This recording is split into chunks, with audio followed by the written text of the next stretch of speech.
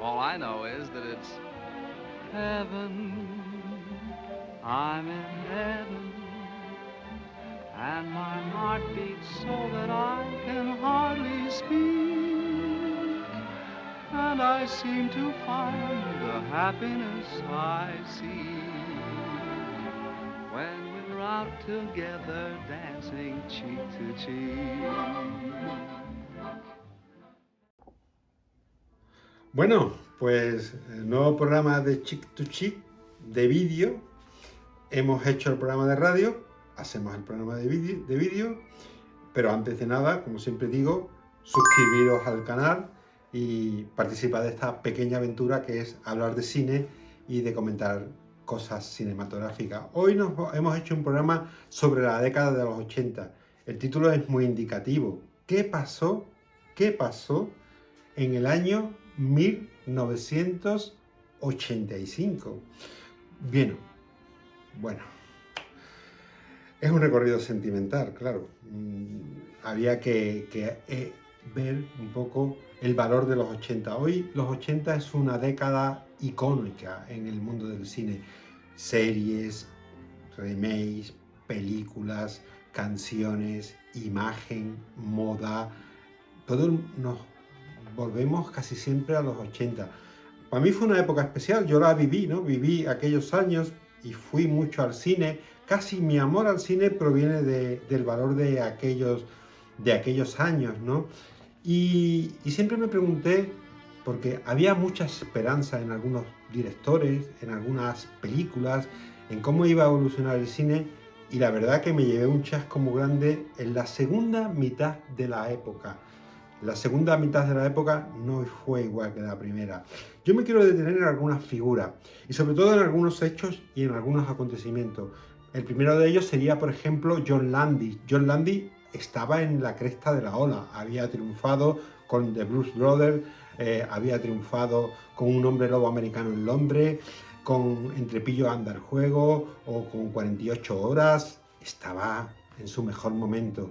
Pero en el año 82 hubo un hecho dramático, un hecho que cambió un poco la evolución de cómo los directores iban a perder ese protagonismo y iban a coger ese protagonismo los productores, los grandes Taikon, las compañías de seguros, la seguridad también.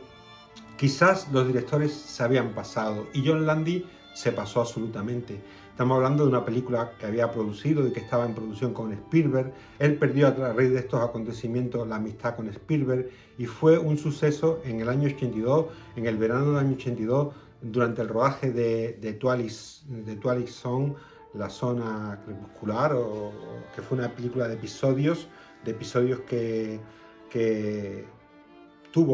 no tuvo mucho éxito, pero bueno, fue una película producida por Spielberg, donde hubo un accidente de helicóptero que supuso el fallecimiento de dos niños menores, uno de ellos decapitado, igual que el actor principal, Bill Murray, y aquello cambió un poco todo el status quo que había en Hollywood en aquellos momentos. Los directores perdieron protagonismo, los rodajes aseguraron esa búsqueda absoluta del realismo, esa búsqueda absoluta de lo real, había supuesto que se hubiera hecho un paso más adelante y supuso también el final casi de la carrera de John Landis. A partir de entonces él mismo lo reconoció años más tarde, su carrera no fue la misma, nunca llegó a ser lo que se prometía. Y algo también pareció con Walter Hill. Walter Hill era otra de las grandes esperanzas para mi punto de vista, quizás uno de los mejores directores de aquella época, y tras Calles de Fuego, que fue un fracaso absoluto, su carrera a partir del año 85, tras el gran despilfarro, fue absolutamente vacía. O con John Carpenter, que tras el fracaso de La Cosa, esa película de ciencia ficción maravillosa, magnífica, y que hoy es un clásico, y que en aquella época fue un absoluto fracaso, tampoco fue lo mismo. Coppola, ¿qué decir de Coppola?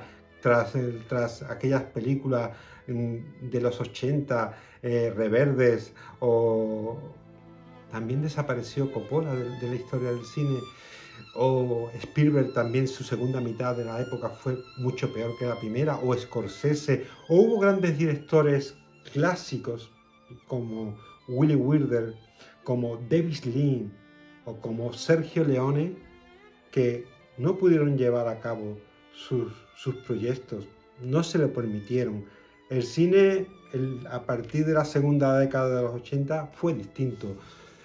Los directores empezaron a perder mucho protagonismo.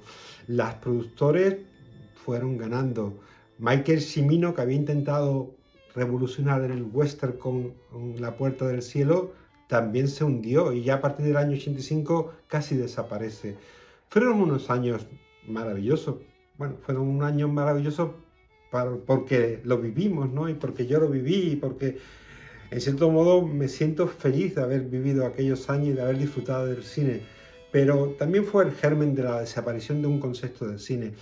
Recuerdo que en el año 87 Cinema Paradiso nos marcó un poco lo que estaba pasando con las salas cinematográficas.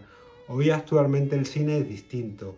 Las salas cinematográficas no tienen esa visión que teníamos en la década de los 80. Hay ya centros comerciales, no están en las ciudades. El cine ha cambiado. Tras la pandemia que hemos vivido, seguramente habrá cambiado incluso aún más. Y ahora lo que dominan son grandes plataformas, cine en casa, y hoy el cine no deja de ser y de existir, pero es algo total y absolutamente distinto. All I know is that it's heaven. I'm in heaven. And my heart beats so that I can hardly speak. And I seem to find the happiness I see when we're out together dancing cheek to cheek.